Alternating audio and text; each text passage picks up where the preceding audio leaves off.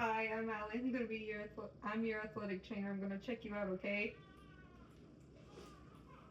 Can you hear me? What's your name? Do you know where you are? The athlete appears conscious and alert and answers all the questions appropriately. Right now, I'm checking her airways.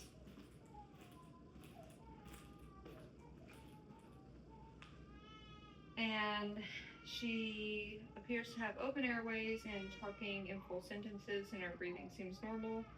Also checking for any type of blood or discoloration on the skin. No bleeding is noted, and the skin does appear to be normal. Because you hit your head, I'm going to hold it still so don't move your neck.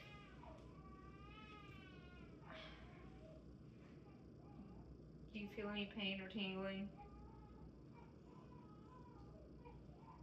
At this time, though, there's no noted neck pain and no neurological red flags, so I can assist her to the sideline. All right.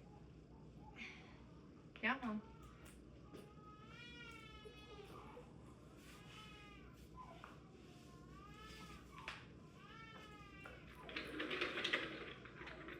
This is our arbitrary sideline.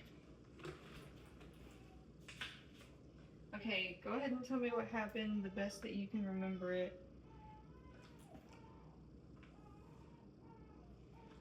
What was the last thing you do remember? And did you black out or have any memory loss during the incident?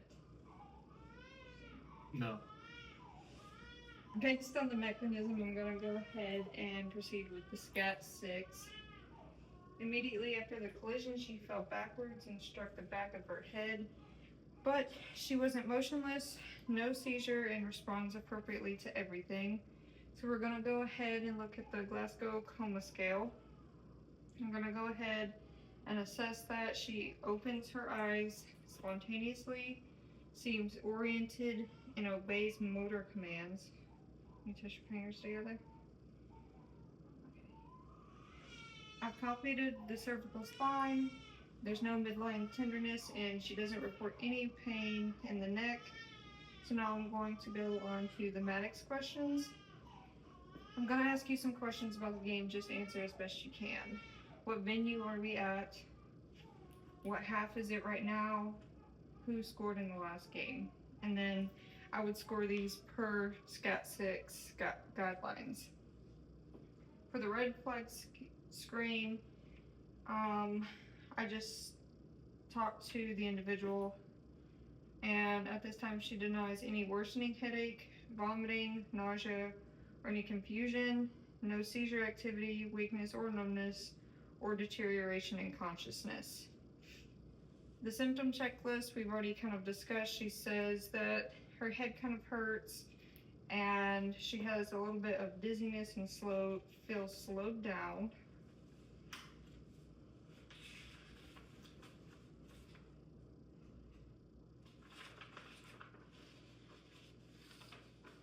At this time, I would total the number of symptoms and the symptom severity for comparison with the baseline if that's available.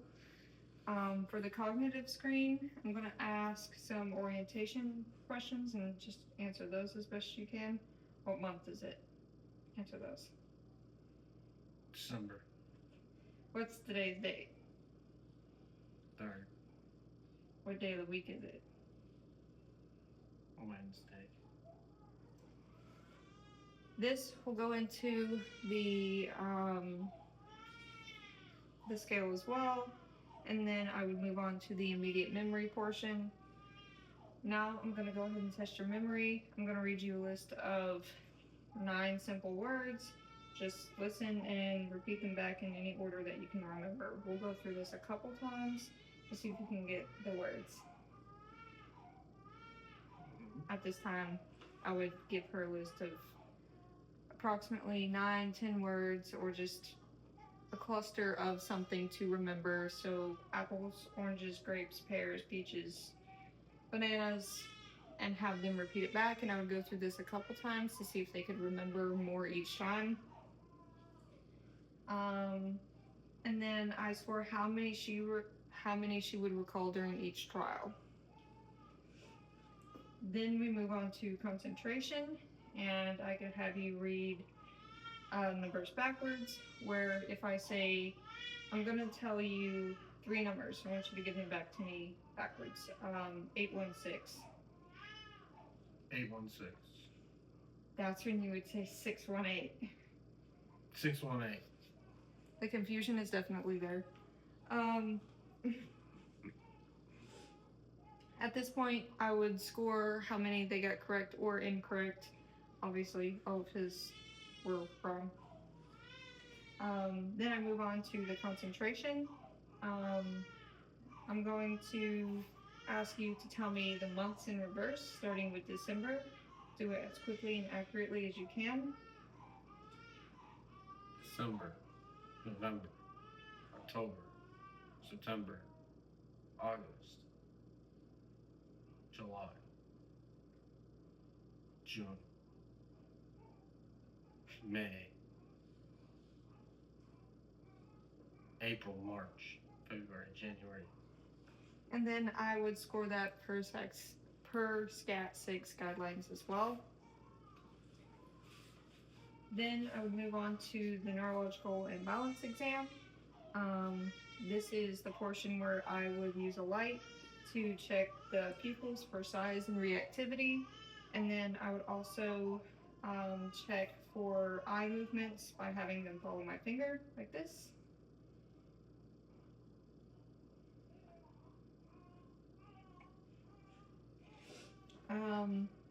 I can also check for upper and lower extremity strength and sensation, looking for any type of focal deficits that they may have. And then I move on to the balance tests. Now we're going to do a few balance tests. I need you to stand up with your feet together, put your hands on your hips, with your eyes closed, and stay steady for as long as you can.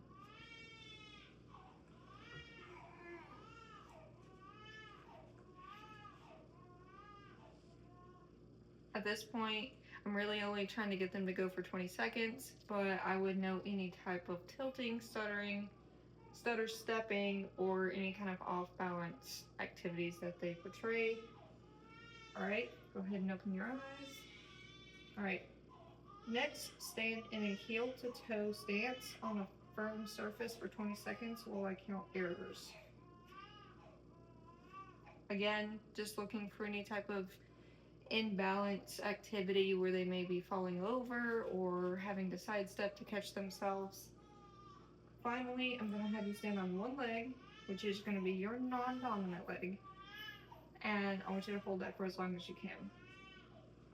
At this time, I'm really only looking for about 20 seconds, but whenever they start tilting like that, that would be some of the activity that I would make note of as they're unable to balance themselves as per usual. And then with all the things that I have written down at this point, she demonstrates on single leg stance a slightly slowed tandem gait compared to the normal, which supports the concern for concussion. At this point, I would go back to the list of words that I had given with the fruits for delayed recall. You can go ahead and sit down. Okay, now I'm going to ask you to recall as many of those words that I gave you during our 3 trials, in any order. Apples, oranges, grapes, pears, peaches, bananas, strawberries. At this point, I would score all the delayed recall and add it to the total cognitive score. At this point, because that there is a concern for a concussion, the decision to remove the player from the game is made, and I would explain to both the athlete, the coach, and the guardian or parent of the athlete, you've had a concussion, you should rest and avoid another hit to the head and avoid any activities that could make anything any worse. You shouldn't be doing any type of physical activity